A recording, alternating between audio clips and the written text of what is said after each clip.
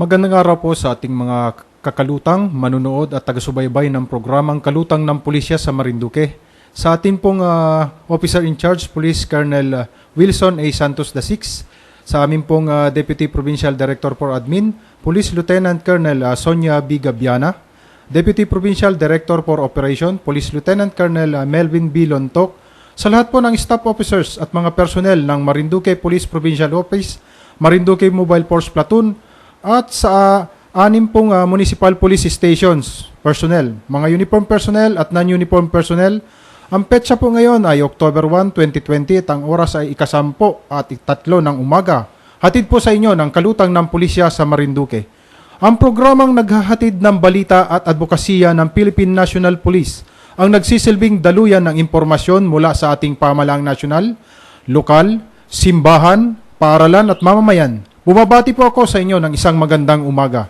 Ako po ang inyong makakasama sa isang oras na talakayan, si Police Captain Aldrin La Sumutya, ang Assistant Chief ng Police Community Affairs and Development Unit, Public Information Officer ng Marinduque PPO at siya ring angkor sa umagang ito. At nakita natin na ngayong umaga is maulan.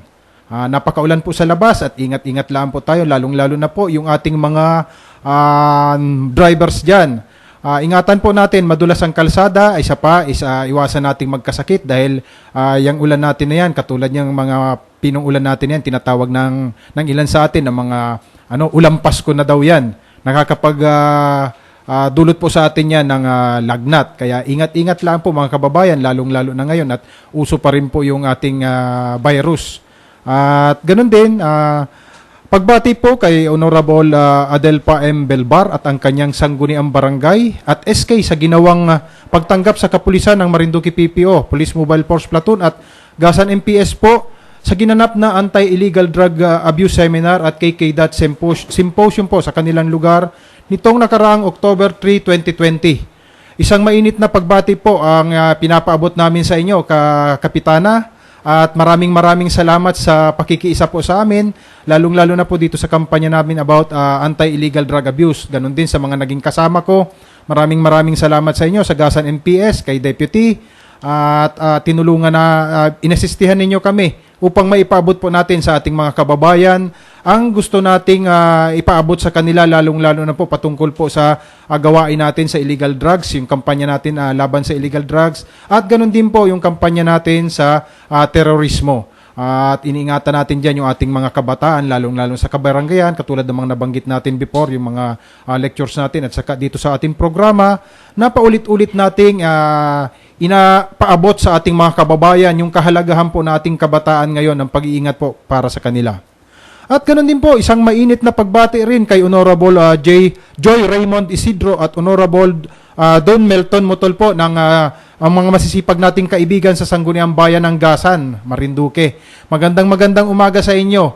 At nagkita tayo last time do sa activities diyan sa Gasan at pinaabot ninyo na kayo ay nakasubaybay sa aming programa at inaalam ninyo yung mga programa, mga gawain at magaganda pong kampanya na ating kapulisan pagdating po sa maintenance ng peace and order.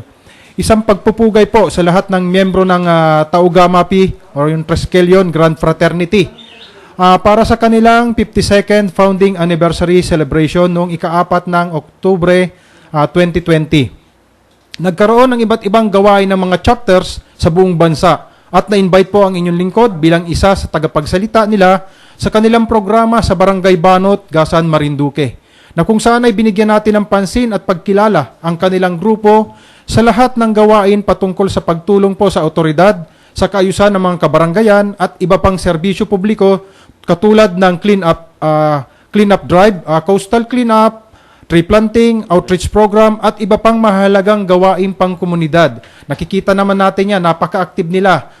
Sa Facebook, doon nila inilalagay, pinapakita po lahat yung kanilang mga mahalagang gawain ay tinutulong po nila sa ating mga kabaranggayan. The world is now too small for anything but brotherhood.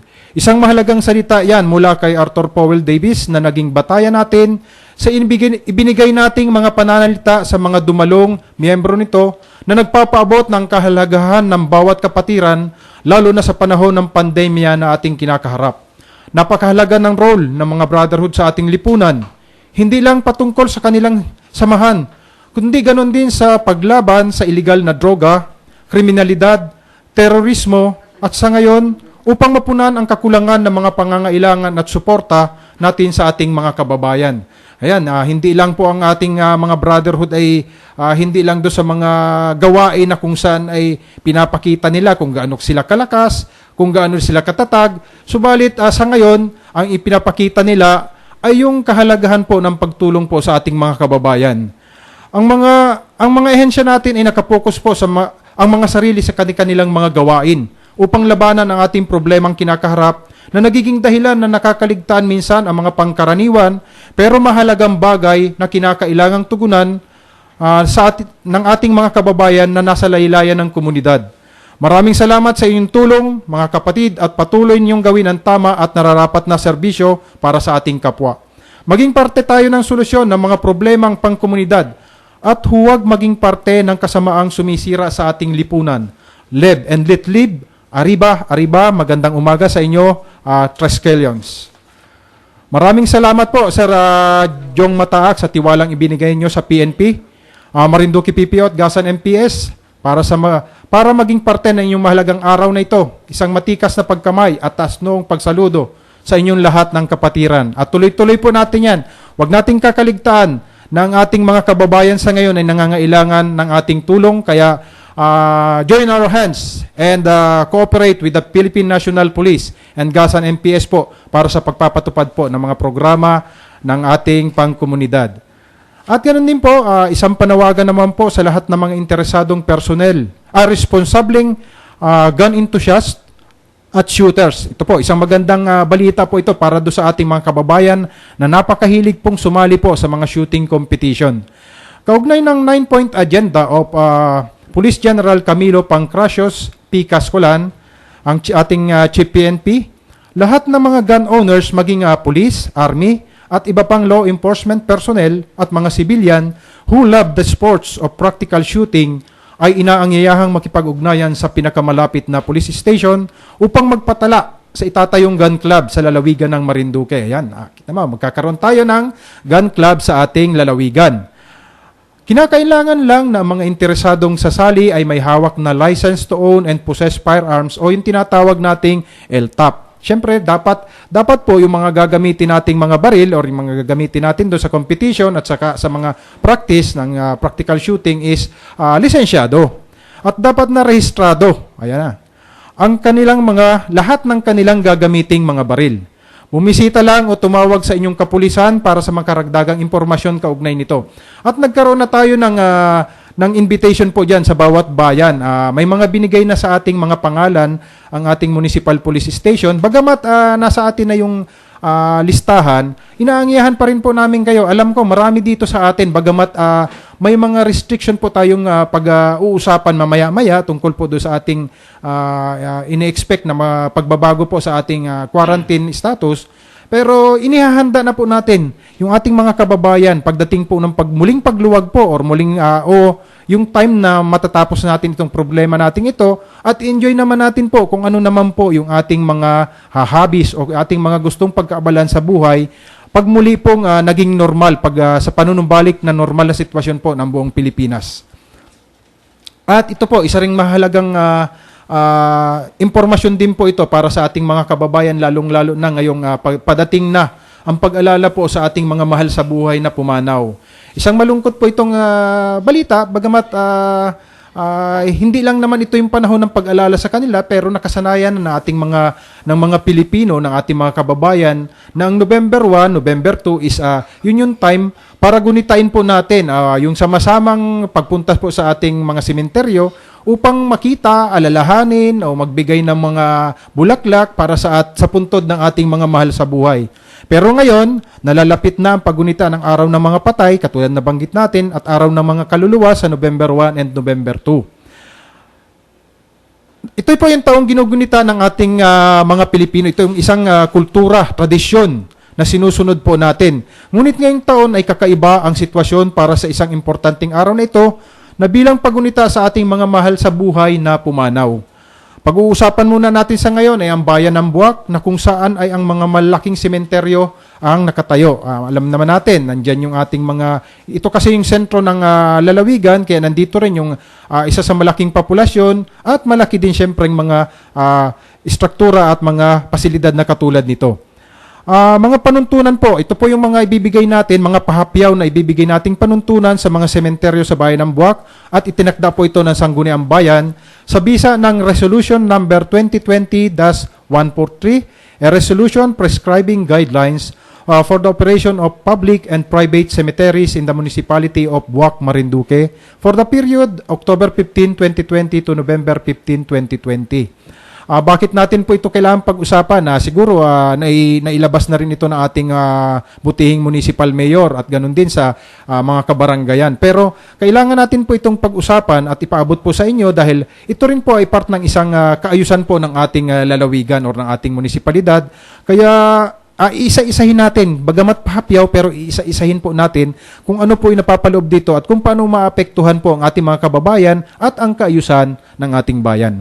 Itinakda ng Sangguniang Bayan ng Buwak ang mga araw na maaring dumalaw ang mamamayan sa puntod ng kanilang mga mahal sa buhay simula October 15 hanggang November 15. Napakahaba no, isang buwan na binigay na palugit po para sa pagdalaw po sa ating mahal na mga pamilya na pumanaw kung saan binigyan ng schedule ang mga barangay upang maiwasan ang pagdagsa ng mga mamamayan sa sementeryo ng Buwak at bilang pagtugon na din sa Interagency Task Force on Emerging Infectious Disease, yung IATF-EID Resolution number 72 na nagtatakda sa pagsasara ng mga sementeryo sa buong bansa mula October 29 hanggang November 4, 2020 para sa selebrasyon ng Undas ngayong taon. Hindi lang po ito para dito sa ating lalawigan, buong Pilipinas ito na itinakda ng IATF. Kaya inihiling natin po yung taimtim yung pakikinig at pangunawa po sa ating ibibigay na mga impormasyon kaugnay po nito. Unang-una, maaring tumanggap ng 30% capacity mula sa original na carrying capacity ng mga sementeryo. Dito medyo magkukumputan tayo dito. Ilan ba ang nararapat na carrying capacity ng ating mga sementeryo? At alalahanin natin yan, yung sa mga normal na araw nating na-experience, these past years, talagang napakadaming tao niyan na pumupunta sa sementeryo. Wag na tayong lumayo, dito na lang sa ating bayan ng Buwak. Napakadaming tao niyan sa mga public cemeteries natin. Kaya i-estimate natin yan or base sa records ng ating municipal government, meron yan tala na kung ilan yung kanilang expected na dumadalaw sa ating sementeryo. Kaya dito tayo magkakaroon ng computation. I-assume din natin yung 30% capacity po mula sa original capacity po ng ating mga sementeryo. Isang malaking na po yan. Yung doon pa lamang po sa pagtaya ng sinasabi nating 30% capacity. Pagtatakda ng mga araw ng pagbisita para sa barangay. Nakita natin yan, yung mga post ng ating sa social media. Nakita natin, bawat barangay sa bayan ng Buwak ay meron na pong mga scheduled dates.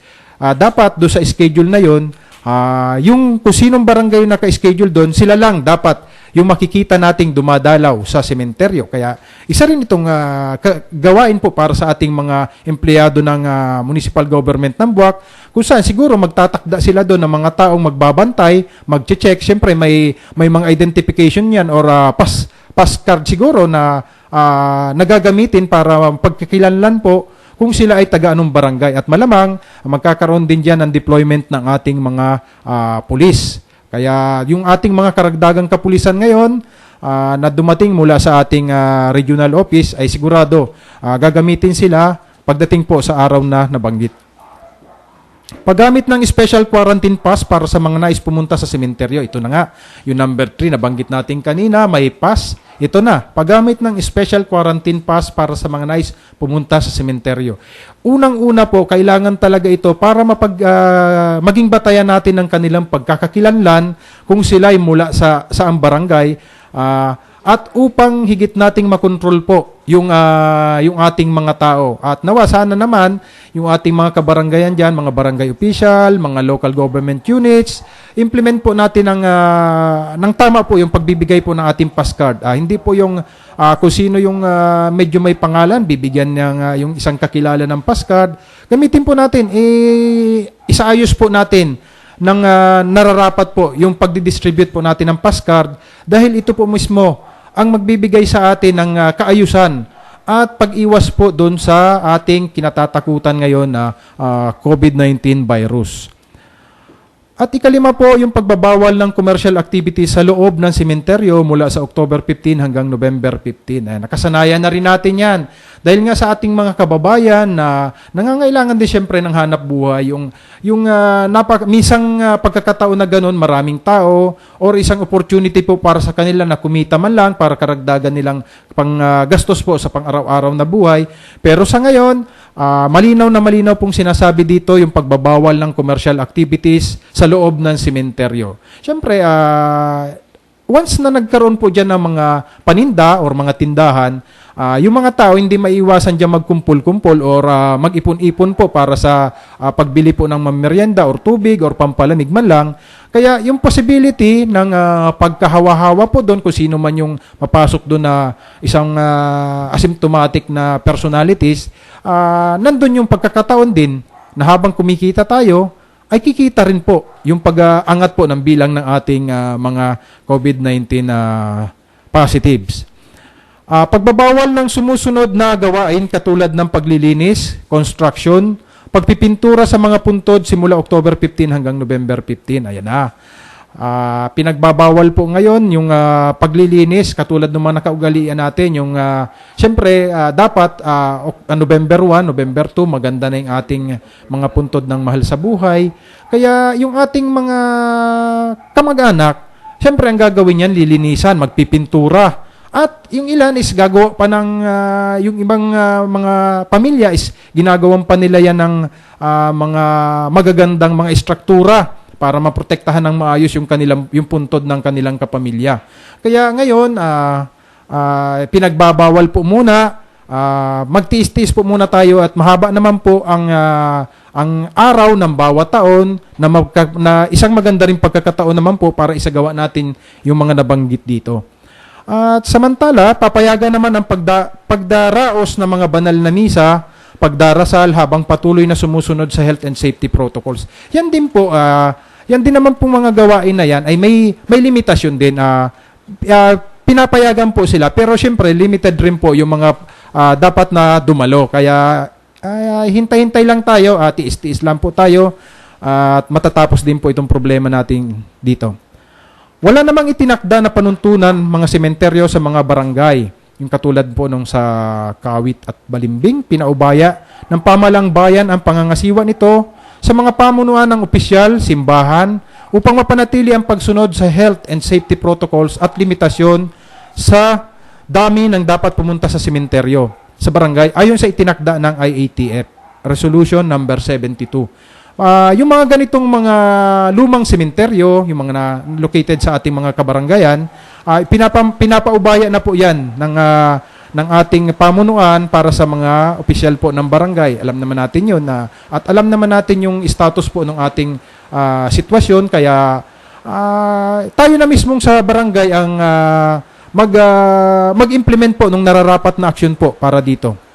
Ang mga residente mula sa barangay na nasa ilalim ng Enhanced Community Quarantine or yung ECQ, Modified Enhanced Community Quarantine or yung MECQ ay hindi papayagang pumunta sa mga sementeryo habang sila ay nasa quarantine period. Ito ay medyo isang usapin na kumbaga ay hinihintay natin na dahil meron pong mga aksyon ngayon ng ating pamunuan para sa isang kahilingan na iilalim po tayo sa general community quarantine. Kaya hintayin po natin at saka yung iba pang guidelines na ipapatupad kaugnay po ng deklarasyon ng ilang munisipalidad para sa status po ng GCQ. At ganun din yung ating mga yung pagdating po ng ating mga LSI na yung ilang bayan na rin is alam naman natin at saka nakikita natin sa ating mga social medias na kinontrol na rin. Kaya siguro ito yung pagkakataon na makakatulong po doon sa paglimit po ng ating mga tao pagdating po sa sementeryo sa ganitong okasyon. Ito yung isang magandang nakuha natin po doon sa sa social media na kumbaga is opinion po ng isang at kababayan natin patungkol po dito sa paglimit po ng tao sa ating sementeryo, pagsara ng mga sementeryo para sa napakalaking volume ng tao. Okay lang po yan. Kahit wala na pong dalaw, may bahay naman po para doon na lang magsindi ng kandila at ipagdasal po yung mga mahal po natin sa buhay na nasa langit na po para sa kaligtasan ng mga tao at ng bawat isa. Yan na lang ang maitutulong natin sa mundo, yung sumunod sa patakaran. Kaligtasan ng isa ay kaligtasan din po nating lahat. Kaya sana po ay huwag na pong pasaway ang ibang tao para po makatulong tayo na hindi dumami ang magka-COVID sa mundo. Malaking tulong na yan. Napakaganda ng kanyang opinion. Tama naman po yun. Meron naman tayong bahay or marami pang mga araw na bukod sa November 1 and November 2 na upang alalahanin po natin yung ating mga pumanaw. May mga pamamaraan na kailangan na dapat nararapat nating gawin sa ngayon upang maiwasan natin yung pagka-expose sa iba, sa lalong-lalo na yung may mga symptoms po ng sakit na COVID-19 or lalong-lalo na yung may mga positive yung may mga positive cases at saka yung mga asymptomatic persons na gumagala diyan sa labas. Iwasan natin po 'yon at siguro babawi na lang tayo sa mga susunod pang mga taon pagdating po sa mga ganitong okasyon. At yun nga nakita na ko natin na pag-usapan natin po yung inihiling po ng ating local IETA po pagdating dito sa ating quarantine status. Pero hayaan na lang po muna natin, hintayin natin po yung opisyal na pahayag ng ating ang ating governor para siya po yung mag-disseminate po sa ating mga kababayan at nang malaman nila kung ano po yung ating ini-expect or yung nararapat nating gawin para sa implementasyon nito at yun din pong nararapat na gawin ng ating mga kababayan para po matulungan natin ang ating lalawigan na muli pong bumaba yung mga positive cases natin dito, yung mga reported cases. At makipagtulungan po tayo, hinihiling natin yan. Para sa atin lahat yan, hindi po ito para sa ibang lalawigan or sa ibang mga personalidad na wala dito, kundi ito po ay para sa atin lahat at para sa lalong-lalo na para sa pamilya natin. May isa rin pong mahalagang impormasyon kaugnay nito yung ating na i-post po ng ating isang masipag na bukal, si Bukal Adeline Angeles, kaugnay din po dito, pero sinabi ko nga na hayaan natin ang ating provincial governor na magpahayag po sa ating mga tao kung ano po inilalaman nito. Kundi sa akin lang, hinihiling ng kapulisan po, ayun lubusan pong pakikiisa ninyo, hindi naman natin kinakailangan na sukdulang ma-declare tayo as sa enhanced community quarantine muli, mag-start tayo dun sa ating sitwasyon na kung saan ay wala tayong public transport, ilang tindahan lang ang bukas para sa mahalagang mga yung ating mga commodities, kundi ayun yung isang disiplina na lang para sa atin. Yun na lang ang hinihiling natin para hindi tayo magsimulang muli do sa ECQ. Unang-una na lang sa pagdalaw natin sa mga barangay last week, bilang police community relation personnel, nakikita natin may mga barangay tayo na napapansin na halos wala kang makikita na nagsusuot ng face mask. Kahit pa sila ay nasa yung isang grupo, nag-uumpukan sila. Wala, nakakalungkot mang makita yung ganon, pero ayaw naman nating kapulisan na paghuhulihin namin kayo. Kasi kung sa isang barangay pa lamang at lahat ng makita natin doon ay huhulihin natin, yung ating kulungan sa munisipyo, sa istasyon ay sigurado. Hanggang labas po yon at lalong-lalo nang hindi natin maiiwasan po yung social distancing, physical distancing po doon. Kung lahat pong yan ay paghuhulihin natin gawa sa tigas ng ulo. Ang ginagawa natin sa paglilibot natin, yung paalaala, muling paalaala. Paalalahanan natin sila yung pagsusuot hanggat maaari kung may dalang kapulisan na pambigay sa kanila ng ganon is gagawin natin para lang maipakita sa kanila po yung kahalagahan po ng pagsuot ng face mask kapag nasa punto po kayo or yung sa time kayo na gano'n na nagtitipon-tipon na sa isang lugar na may kausap, may kaharap na tao or nasa isang opisina or nasa isang mahalagang pagtitipon na kahit limitado ba yung tao, limitado yung attendees, pero nandun pa rin yung pag-iingat po natin sa ating sarili. Ganon din, isang paalaala rin po doon sa ating mga kababayan. Wag pong kami ang inyong katakutan kasi sa totoo lang po, nakikita natin yan pag dumadaan ng pulis, takbuhan ng mga bata, takbuhan pa uwi. Nandun yung mga magulang titingin sa iyo, biglang magtatakip, gagamitin yung kanilang damit dahil wala naman suot na mask, gagamitin yung damit, kita na yung tiyan. Kaya nasa mga magulang, yung pong ating pangangalaga po sa ating mga anak, takbuhan na yung mga bata pa uwi, nakakita ng pulis. Doon din naman yung mga kabataan, yung mga bata naglalaro sa gilid ng kalsada. Sabi nga nung isang barangay na napuntahan ko is may nagrereklamo daw na isang siguro is concerned citizen na yung mga kabataan daw is sana hulihin po yung mga naglalaro nag-EML po doon sa gilid ng kalsada. Pagdating po doon sa paghuli na sa sinasabi niya na hulihin na nag-ML mga hindi po natin sila pwedeng hulihin dahil hindi naman po ipinagbabawal sa atin sa lugar natin ng ML, pero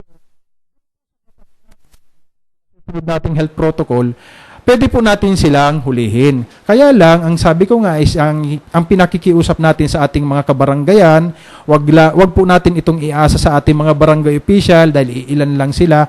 May kanya-kanya pong mga magulang 'yan na nangangalaga po sa kanilang mga anak. Ingatan po naman natin yung ating mga anak. Hindi pa po tayo nasa period na yung tulad ng dati na nasa normal. Siguro ilang mga kababayan natin hindi na natatakot sa nangyayari sa atin. Isang araw, last days, napansin natin yung increasing trend at nabigla tayo. Nagulat tayo nung nakaraang araw na biglang naging 9 ang ating positive case. Ano pa yung susunod? Nawala kahapon. Ano pa yung expect natin ngayon? Siyempre, sana hindi ganun ang maging trend. Pero sa nagiging gawi ng ating mga kababayan, hindi lang po ang ating mga nasa kabaranggayan at napapansin din natin, ilan sa ating mga government employee, yung ating mga APOR, nandyan na yung nawawala na po yung dati nating disiplina na katulad nun na sumusunod tayo, nag-iingat tayo, hindi natin maiwasan. Kaya siguro dumating sa time na nagkaroon po ng emergency meeting kahapon upang mapag-usapan po yung kalagahan pa rin pa ng pag-iingat at sa pagsunod po ng ating health protocols. Yun lang naman yung ating laging ipinapaalala po sa ating mga kababayan at ganun din po sa ating mga kapwa empleyado ng gobyerno. Ipakita natin sa kanila na kaya natin ito, kaya ng Marinduqueño, nawawala po yung virus na ito dito sa ating lalawigan. At binabati rin natin pasamantala po nating puputulin po yung pagbigay ng impormasyon at naalala ko yung ating isang kapartner pagdating po sa mga aktibidades ng Marinduque Police Provincial Office, si Mr. Drew Peñapel. Magandang umaga sa iyo at yung ating mga activities na napending gawa nga dito sa sitwasyon natin is siguro paghahandaan natin yan sa mga susunod na araw at muli nating ibabalik yung mga gawain na yan patungkol po doon sa mga kampanya natin sa anti-criminality, ganun din po sa ating illegal drugs at mas mapapaganda pa natin siguro kung bibigyan pa tayo ng mga ilang buwan or ilang araw pagkatapos po nitong problema nating kinakaharap at paplansyahin natin yan upang maipakita po natin sa ating mga kababayan na yung pong iba't ibang grupo natin dyan sa komunidad, maging yung ating sa gobyerno at sa private, na tumutulong sila sa ating kapulisan para lang po maisagawa po yung mga plano, mga gawain, mga mahalagang programa na ginagawa natin patungkol po sa maintenance ng peace and order. Ganun din po kay kay Kagawad Ronel Landig po. Magandang umaga sa iyo at naalala po ulit kita.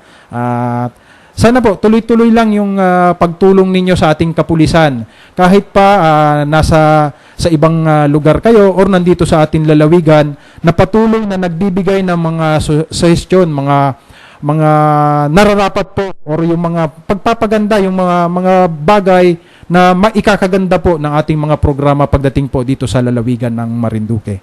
At ilang paalala.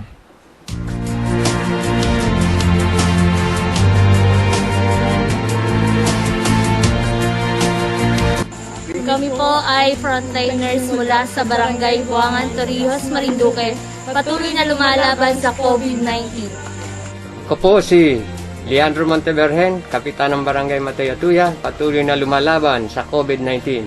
Ang akin pong paalala, manatilis po kayo sa inyong bahay. Huwag lumabas kung hindi kailangan. Ako po si Fire Officer 3 Edpiljan Operlas mula sa Bureau of Fire Protection, patuloy na lumalaban sa COVID-19. Ang aking pong paalaala sa inyo ay huwag po tayong maging pasaway sa ating pamahalaan, sumunod sa mga sinasabi ng ating mga nakakataas na opisyal at sundin kung ano ang mga nararapat gawin upang tayo ay makaiwas sa COVID-19. Ako po si FO1 Ian Chris Narvaez mula sa Mugpog Fire Station, patuloy na lumalaban sa COVID-19. Ang aking paalala, manatili sa inyong mga tahanan at huwag lumabas kung hindi kinakailangan. Isang ligtas na araw sa ating lahat. Ako po si FO1 Rondel P. Perlas mula sa Bureau of Fire Protection, lumalaban sa COVID-19. Ang aking paalala ay manatili po kayo sa inyong mga bahay. Huwag lumabas kung hindi kinakailangan. Maraming salamat po. Ako po si Miguel Labay mula sa Mugpog Rural Health Unit, patuloy na lumalaban sa COVID-19. Ang aking pong paalala sa inyo ay manatili sa inyong mga bahay upang maiwasan ang pagkalat ng sakit. Ako po si Police Lieutenant Erwin Guyada mula sa 2nd Platoon Mobile Force Camp Platoon ng Marinduque Police Provincial Office. Patuloy na lumalaban laban sa COVID-19. Ang aking pong paalala, manatili po kayo sa inyong bahay, huwag lumabas kung hindi naman kinakailangan. At hinihiling po namin sa inyo na manatili tayong sumunod sa itinakda po ng ating enhanced community quarantine upang matapos po nating labanan ang COVID-19. Ako po si Police Lieutenant Rodwin Libelo, OIC ng Binavista Municipal Police Station, patuloy na lumalaban sa COVID-19. Ang akin pong paalala, manatili po kayo sa inyong mga bahay, mga kababayan. Huwag na po tayong lumabas kung hindi kinakailangan para po sa ating kaligtasan. Sa kadahilan ng ating pong kinakalabang kalamidad o sakit ay hindi po natin nakikita. O mangyayari pong makipag-kooperasyon sa ating mga barangay official, sa ating pong mga nasa community enhanced checkpoint, tayo po ay makipag-ugnayan para po sa patuloy na kaligtasan ng ating mga kababayan. Maraming salamat po at sana po ay patuloy tayo maging ligtas at tayo ay makasurvive dito sa ating pinaglalaban na virus na ito. Salamat po. Ako po si Police Senior Master Sergeant Benjamin L. Adera Sr. mula po sa impila ng Pulisya ng Bayan ng Gasan na patuloy na lumalaban sa COVID-19. Ang inyo pong pag-ikiisa ay isa pong malaking bagay na may tulong natin sa ating gobyerno.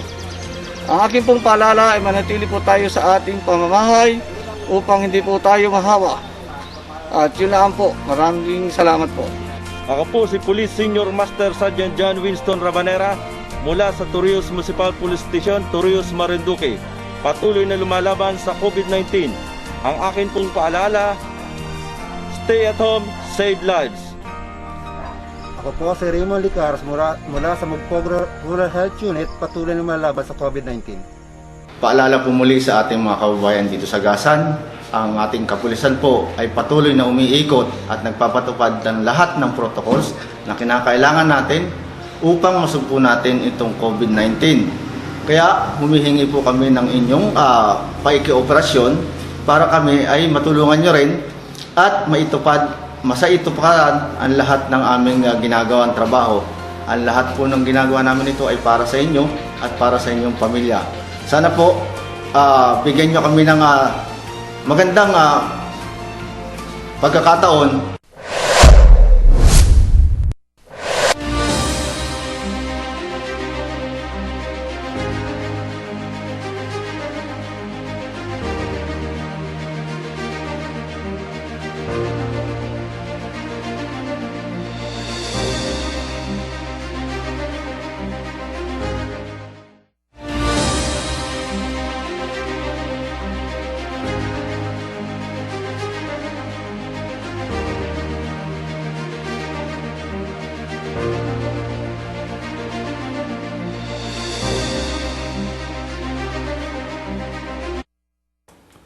Magbabalik pong muli tayo sa programang Kalutang ng Pulisya sa Marinduque. At kanina, napag-usapan natin yung mga ilang impormasyon po patungkol po sa ating magiging patakaran pagdating ng ating November 1 and November 2, yung paglimit ng mga tao natin na pupunta sa sementeryo at yung ilang mga pagbati sa ating mga personalidad na tumutulong po sa ating programa ng Philippine National Police. At nakita natin kanina, nanonood ang aking kaklase, ang matikas na SAP ng Buena Vista, si RJ Grabe. Magandang umaga sa iyo.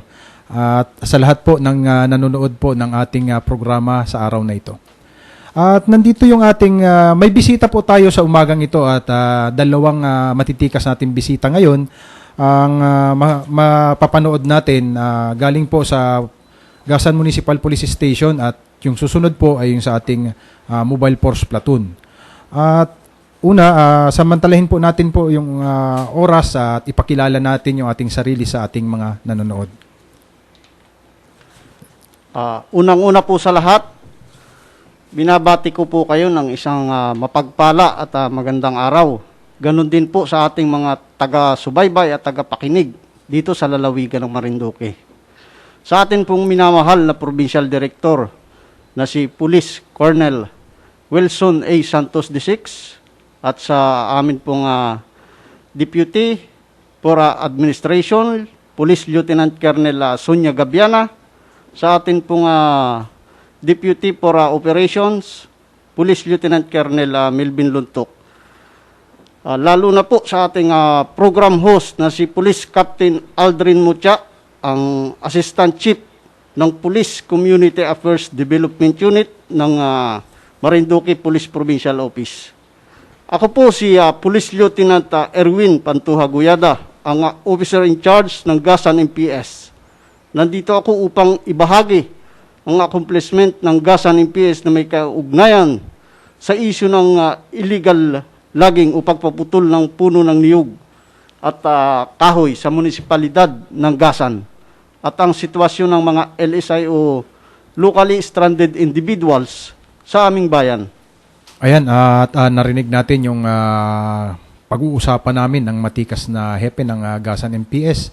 At para rin sa kaalaman nga pala ng ating mga taga-panood po ng ating programa, ang ating pong makakapanayam ngayon ay ang ating bagong hepe ng Gasan MPS, si Police Lieutenant Guyada po, at mula po yan sa ating regional office. Marami pong mga na-assign dito ngayon ng mga bagong opisyal na makikita ninyo o makasalamuha ninyo sa ating lalawigan.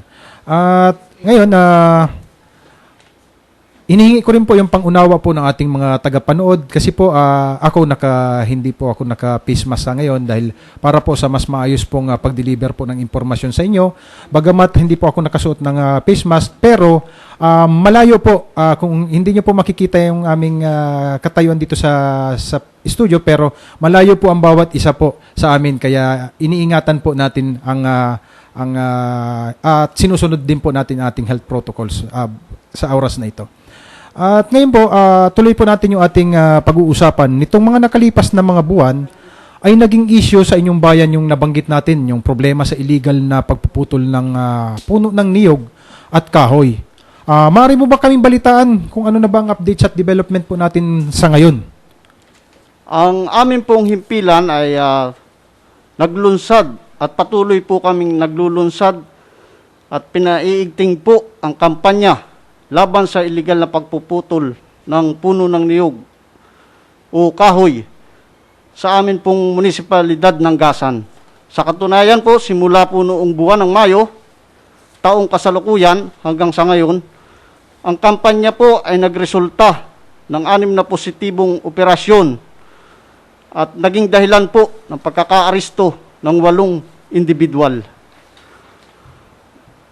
Sila po ay mga nagbuhat sa bayan ng Tigyon, Tapuyan, Bakong-Bakong at Libtangin. Para po sa kaalaman ng lahat ng mamamayan, ang mga tao pong ito ay sinampahan na natin ng kaukulang kaso na paglabag sa Republic Act 10593 na ito po yung batas ng Coconut Preservation Act upang i-regulate po natin ang pagpuputol ng mga coconut trees. Sa tulong po ng mamamayan ng Gasenyo, sa pamamagitan po ng kanilang aktibong pakikipag-ugnayan at pagbibigay ng impormasyon patungkol sa mga individual na lumalabag sa batas, mabilis po nating naaksyonan at natutugunan ang mga bagay na ito. Nagkakaroon din po kami ng palagiang ugnayan sa mga opisyalis ng mga bawat barangay upang paalalahanan ang mga kababayan na sumunod po sa tamang proseso na ipinapatupad po ng ating Philippine Coconut Authority kaugnay ng permit sa pagpuputol ng niyog upang maiwasan po ang paglabag at pag-aresto sa kanila. Ang inyo pong kapulisan ay patuloy na magmamanman at magbabantay taantabay sa mga programa at batas patungkol dito. Kaya kami po ay patuloy na nanawagan sa lahat ng ating kababayan na maging mapanuri po tayo, mapagmatsyag, at agad po na iulat sa aming himpilan ang mga gawaing iligal na pagpuputol ng puno ng kahoy sa inyong mga lugar. Ayun, at malinaw na malinaw, yung pong ating batas na Republic Act 10593 o an act amending certain section of Republic Act number 8084. Napakahalaga po nito. Yun nga, yung mga coconut natin dyan, yung mga niyog natin dyan, may batas po ditong nangangalaga, kaya sabihin pa natin na ito'y tanim natin. May batas po na nangangalaga dito upang hindi po ito lubusang at tuloy-tuloy na maubos. Kaya kinakailangan po, hanggat meron po tayong yung tinatawag natin na mga may mga buwan po kasi yan na pinagbabawal ang pagpuputol ng niyog. Kaya makiisa naman po tayo para hindi naman magkaroon ng ganitong pagkakataon na bibilang tayo ng 8 tao na arestado gawa lang sa pagputol ng niyog. Alalahanin natin yan. May mga kaukulang penalty yan, may pagkakulong at may fine pa. At napakasakit po yan para sa ating pamilyang Marinduqueño.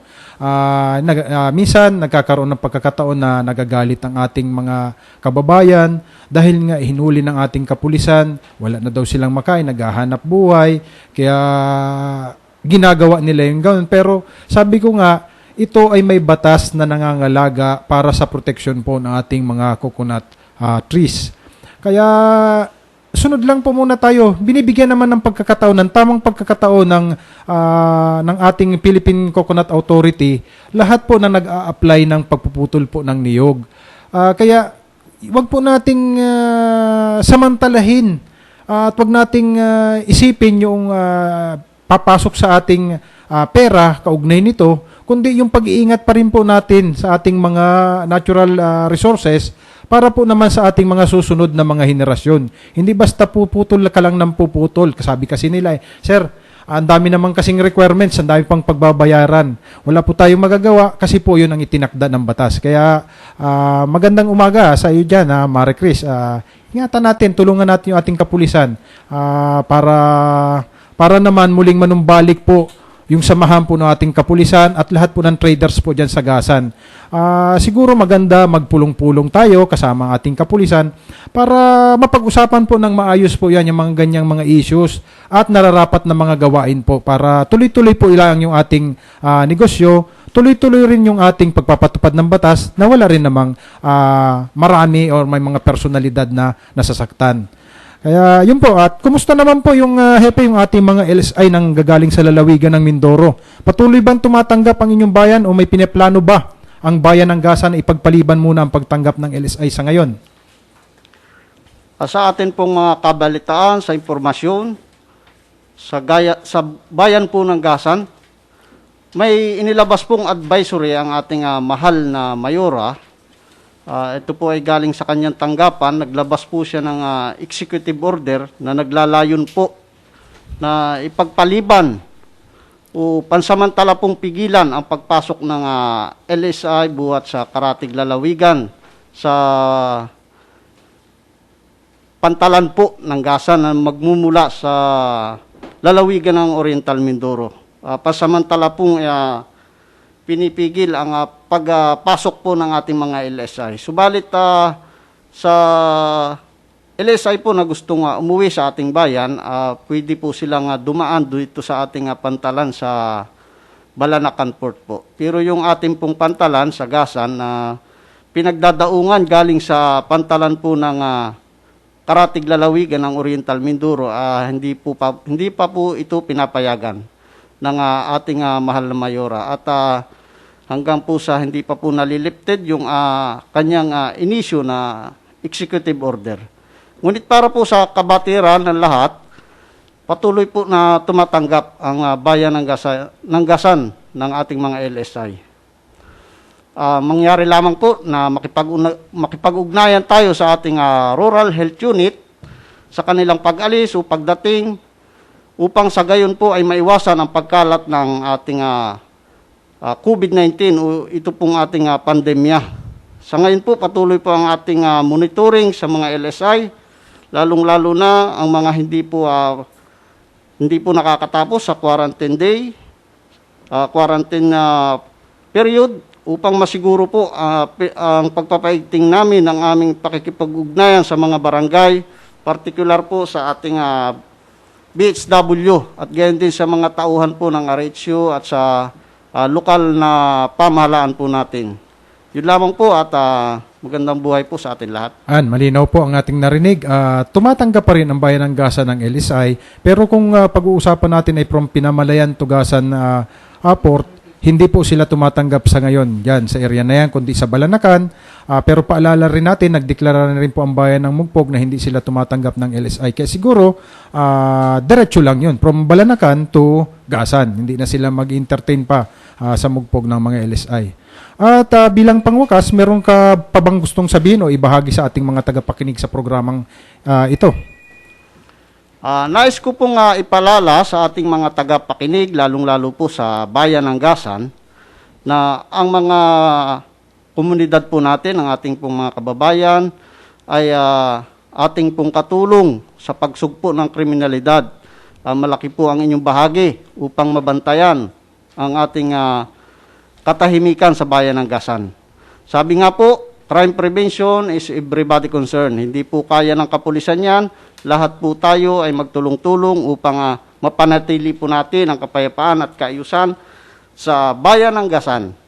At gaya po ng pinatutupad at umiiral ng mga alituntunin sa ating health protocol, pinapaalala ko po sa ating mga kababayan sa Gasan na patuloy po tayong sumunod, sundin po natin ang mga alituntunin na patungkol sa health protocol.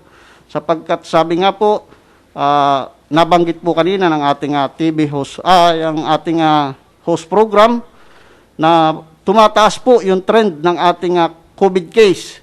Kaya hinihiling ko po sa mga kababayan namin sa Gasan, sundin po natin ang mandatory na pagsusuot ng face mask. Sa mga magulang po, huwag po nating hayaan na yung ating mga anak ay magpagala-gala, lalo na po't walang suot na face mask. Kayo po sana ay maging huwarang magulang sa kanila, ipakita nyo po sa kanila ang tamang pag-aaruga. Sapagkat sa akin pong pag-iikot sa mga barangay, may mga nakikita pa rin po ako at mga nasusuway na mga batang pakalat-kalat. Ang mga magulang po ay tinatawagan po ng pansin upang gabayan ang kanilang mga anak. At gayon din po, yung mga pumupunta sa ating mga pamilihan, iwasan po natin ang pagkukumpulan.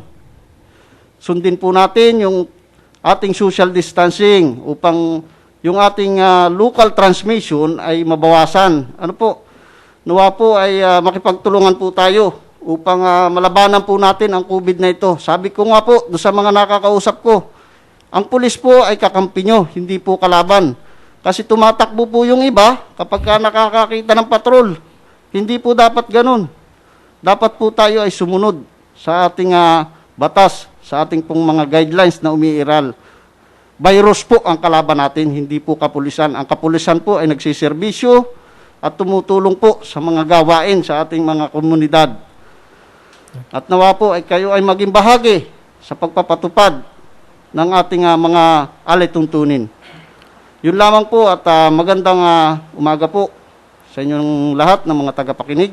Maraming salamat, Lieutenant Guyada, ang ating officer in charge ng Gasan MPS, at sa muli nating pagkikita sa ating programa. At pansamantala po muli nating puputulin ang ating programa para sa pagbibigay po ng ilang pampaalala.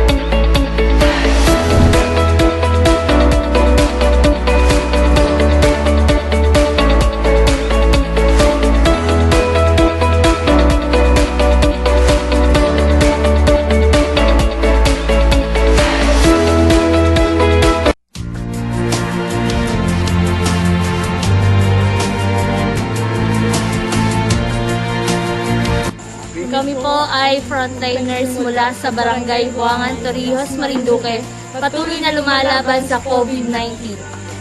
Ako po si Leandro Montevergen, Kapitan ng Barangay Matayatuya, patuloy na lumalaban sa COVID-19.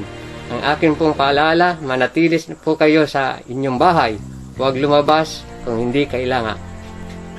Ako po si Fire Officer 3 Edpiljan Operlas mula sa Bureau of Fire Protection, patuloy na lumalaban sa COVID-19. Ang aking pong paalaala sa inyo ay huwag po tayong maging pasaway sa ating pamahalaan, sumunod sa mga sinasabi ng ating mga nakakataas na opisyal at sundin kung ano ang mga nararapat gawin upang tayo ay makaiwas sa COVID-19. Ako po si FO1 Ian Chris Narvaez mula sa Mugpog Fire Station, patuloy na lumalaban sa COVID-19. Ang aking paalala, manatili sa inyong mga tahanan at huwag lumabas kung hindi kinakailangan. Isang ligtas na araw sa ating lahat. Ako po si FO1 Rondel P. Perlas mula sa Bureau of Fire Protection, lumalaban sa COVID-19. Ang aking paalala ay manatili po kayo sa inyong mga bahay. Huwag lumabas kung hindi kinakailangan. Maraming salamat po. Ako po si Miguel Labay mula sa Mugpog Rural Health Unit, patuloy na lumalaban sa COVID-19. Ang aking pong paalala sa inyo ay manatili sa inyong mga bahay upang maiwasan ang pagkalat ng sakit. Ako po si Police Lieutenant Erwin Guyada mula sa 2nd Platoon Mobile Force Camp Platoon ng Marinduque Police Provincial Office. Patuloy na lumalaban laban sa COVID-19. Ang aking pong paalala, manatili po kayo sa inyong bahay, huwag lumabas kung hindi naman kinakailangan. At hinihiling po namin sa inyo na manatili tayong sumunod sa itinakda po ng ating enhanced community quarantine upang matapos po nating labanan ang COVID-19. Ako po si Police Lieutenant Rodwin Libelo, OIC ng Binavista Municipal Police Station, patuloy na lumalaban sa COVID-19. Ang akin pong paalala, manatili po kayo sa inyong mga bahay, mga kababayan. Huwag na po tayong lumabas kung hindi kinakailangan para po sa ating kaligtasan. Sa kadahilan ng ating pong kinakalabang kalamidad o sakit ay hindi po natin nakikita. O mangyari pong makipag-kooperasyon sa ating mga barangay official, sa ating pong mga nasa community enhanced checkpoint, tayo po ay makipag-ugnayan para po sa patuloy na kaligtasan ng ating mga kababayan.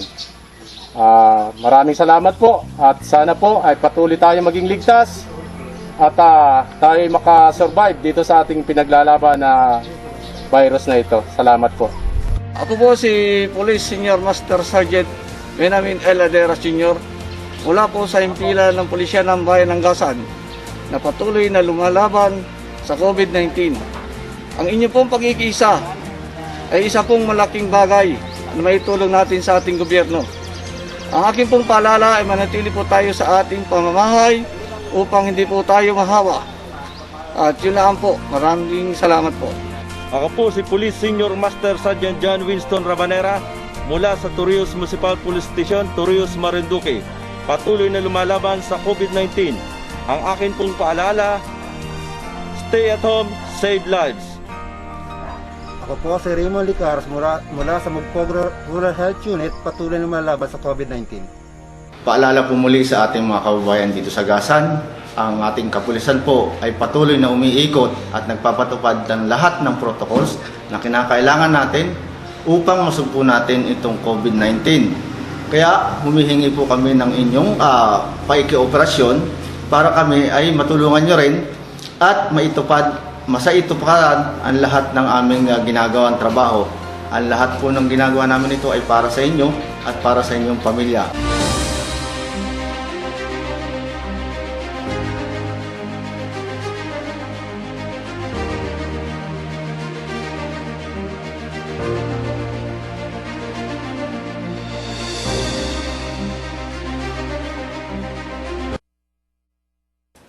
Muling nagbabalik po ang ating programang Kalutang ng Pulisya sa Marinduque. At kanina ay nakapanayam natin ang hepe ng Gasan Municipal Police Station. At ngayon naman po ay ang ating kasama mula sa Mobile Force Platoon, ang matikas na SWAT. Pakilala po muna tayo sa ating mga tagapanood. Bago po ang lahat, isang mapagpalang umaga po at pasasalamat sa ating Panginoon Diyos sa panibagong araw na pinagkaloob niya sa atin sa kabila ng maulang panahon.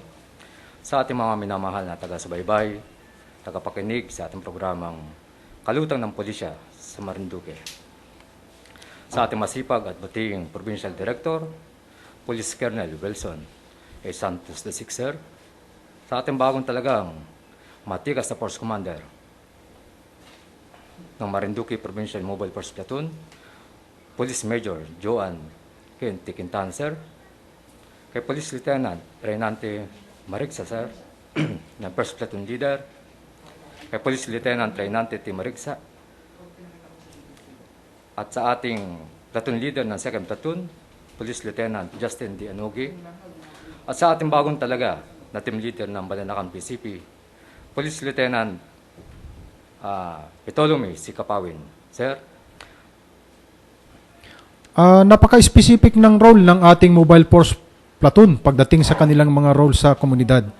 Isa na dito ay ang tungkol sa EO70 o ang tinatawag nating institutionalizing the whole of a nation approach in attaining inclusive and sustainable peace, creating a national task force to end local communist armed conflict and directing the adoption of a national peace framework.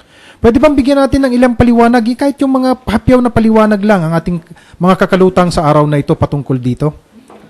So, nung pagkakataon po sa istorya ng Pilipinas na nagkaroon po tayo ng presidente na committed na mawakasan po ang problema natin sa insurhensya at ipinagbabawal na gamot. Ang ating mahal na Pangulo po, Pangulong Rodrigo Roa Duterte po, ay bumuo ng task force. Ang mandato po ay matuldukan na ang communist armed conflict sa ating bansa. At ito po ang Executive Order Number 70 na nilagdaan po noong December 10, 2018. Sa ilalim po ng executive order na ito ay tinatagpo ng Pangulo ang Whole Nation Approach Policy para mawakasan na po at tuloy matapos ang insurhensya sa bansa. Maisulong ang isang malawakang kapayapaan at sustainable development. Sa estratehiya at pamamaraan pong ito, layon nito na makuha ang partisipasyon ng lahat ng sektor para makamit ang peace agenda ng pamahalaan. Kinakailangan kumilos po ang lahat ng sangay ng pamahalaan bilang isang grupo, ipadama po sa lahat ng panahon na ang gobyerno ay nandito. Handang tumulong sa lahat ng mga bagay ng mamamayan. Maipaabot po ang lahat ng mga pangunahing serbisyong kinakailangan. At lalong higit po sa lahat ay mabigyang pansin at matukoy ang mga pangunahing issue o problema na kinakaharap nila. Higit sa mga komunidad na direkta na aapektuhan po ng kaguluhan dinudulot ng New People's Army. Dahil po natukoy na ang issue o problema na siya nag-uugat at nagkakaroon ng insurhensya at bakit nahihikayat na mamundok ang karamihan sa mga Pilipino, ang bawat isang ahensya po ay may kanya-kanyang plano o komprehensibong programa na maaaring makasagot po sa problemang kinakaharap ng bawat isa. Halimbawa na lamang po, sa issue ng kawalan ng hanap buhay, maaaring pumasok po diyan ang TESDA, o kaya naman po ang DSWD, DTI, o DOST. Sa kagandang palad po, mga mahal kong tagapakinig, taga-subaybay, at mga kababayang Marinduqueño, ang ating pong mahal na lalawigan ng Marinduque ay isa na pong insurgency-free na napagtibay noong nakaraang taong March 26, 2019. Kaya naman po, taos-pusong pasasalamat sa ating Diyos at ang pamunuan ng Marinduque Police Provincial Office po ay nagbibigay ng mataas na pagbubugay sa inyong lahat. Dahil kundi po sa inyong team na may pagtulungan at kooperasyon, ay hindi po natin agarang natuldukan ang karasang dulot ng mga kalawang grupo o New People's Army. Sa ngayon po, atin po may tulong pa ay masigit pa natin pagbayuhin na mabantayan na mapanatili ang katahimikan at kapayapaan ng ating probinsya. Ayan, napakalinaw na narinig na ating mga taga-subaybay sa programa natin ang patungkol po doon sa EO70 na isang napakahalaga po itong tungkol sa LCAC para po sa kapakanan po ng ating mga kababayan pagdating po sa ating mga armed conflict. Ngayon, isang mahalagang gawain din yung pong kabataan kontra droga at terorismo. Medyo maingay na rin po ito sa ating social media. At ano naman ang masasabi natin tungkol dito at ipaalam natin sa taga-subaybay po ang kahalagan nito sa ating mga kabataan at komunidad? Ang KKDAT po o ang Kabataan kontra Droga at Terorismo po ay programa ng Philippine National Police upang pagtingin o patuloy na mabigyan ng kaalaman o impormasyon ng ating komunidad. Lalong-lalo na po ang ating mga kabataan.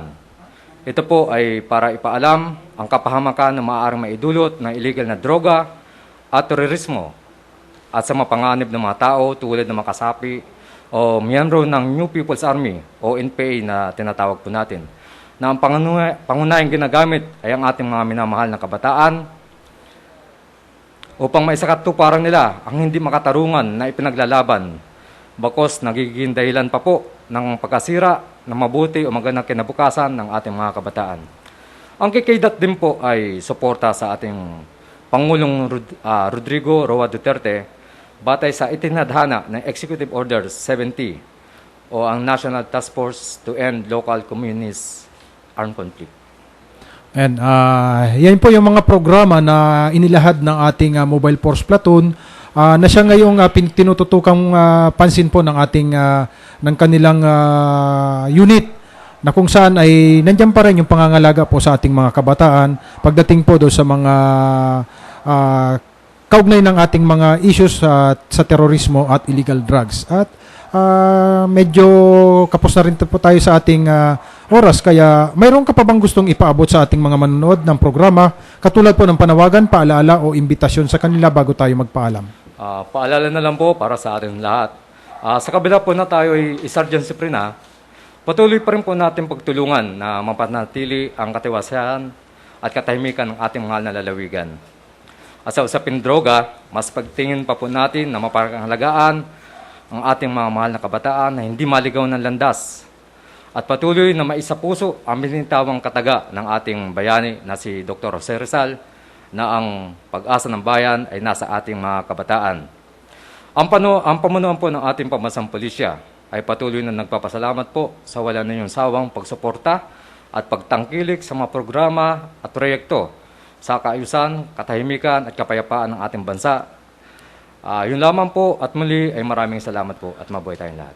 Magandang araw sa iyo at maraming salamat sa pagdalo sa aming programa at sa susunod na mga programa pa natin, pag-uusapan pa natin ilang mahalagang bagay na ginagawa po ng ating Provincial Mobile Force Platoon. At bago tayo magtapos, congrats din po sa grupo ng I Rise and Advocate for Marinduque Province o yung tinatawag nating grupo ng IRAMP. Patikim pa lang ang mga gawain na kanyang ipinakita at ilan dyan ay kapartner ng ating kapulisan. Maraming salamat sa inyong pagtulong sa ating lalawigan.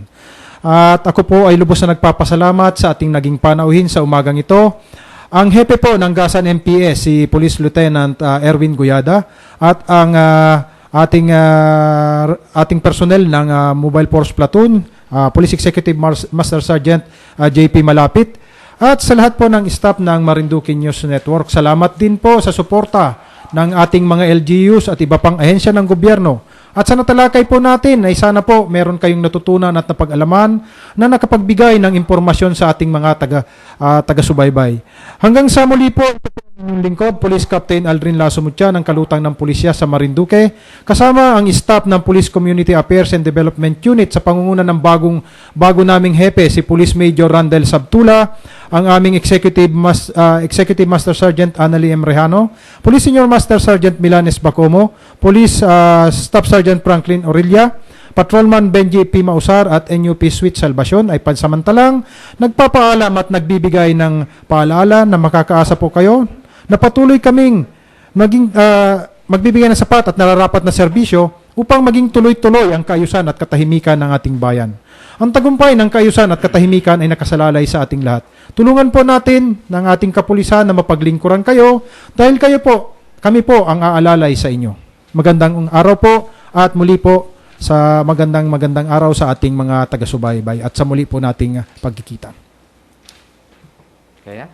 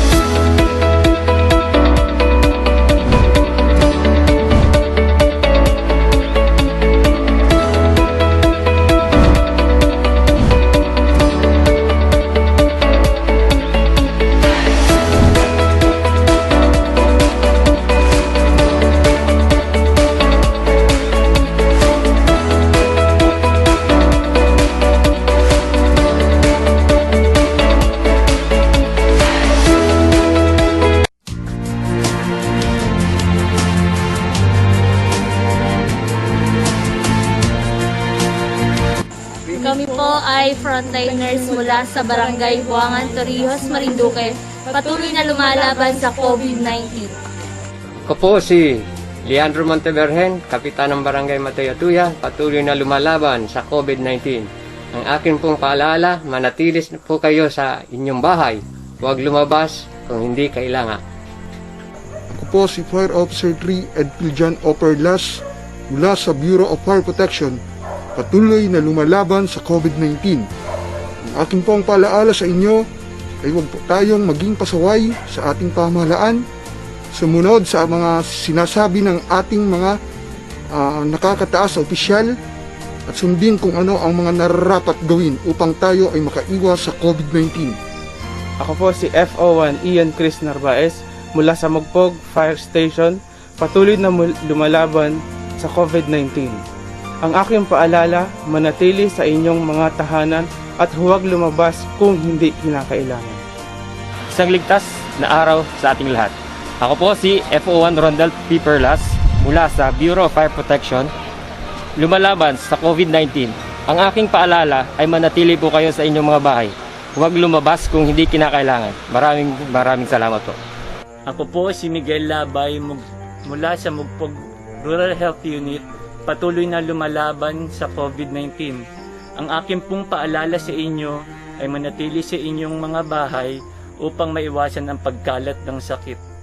Ako po si Police Lieutenant Erwin Guyada mula sa 2nd Platoon Mobile Force Camp Platoon ng Marinduque Police Provincial Office. Patuloy na lumalaban laban sa COVID-19. Ang aking pong paalala, manatili po kayo sa inyong bahay, huwag lumabas kung hindi naman kinakailangan. At hinihiling po namin sa inyo na manatili tayong sumunod sa itinakda po ng ating enhanced community quarantine upang matapos po nating labanan ang COVID-19. Ako po si Police Lieutenant Rodwin Libelo, OIC ng Binavista Municipal Police Station. Patuloy na lumalaban sa COVID-19. Ang akin pong paalala, manatili po kayo sa inyong mga bahay, mga kababayan. Huwag na po tayong lumabas kung hindi kinakailangan para po sa ating kaligtasan. Sa kadahilan ng ating pong kinakalabang kalamidad o sakit ay hindi po natin nakikita. O mangyayari pong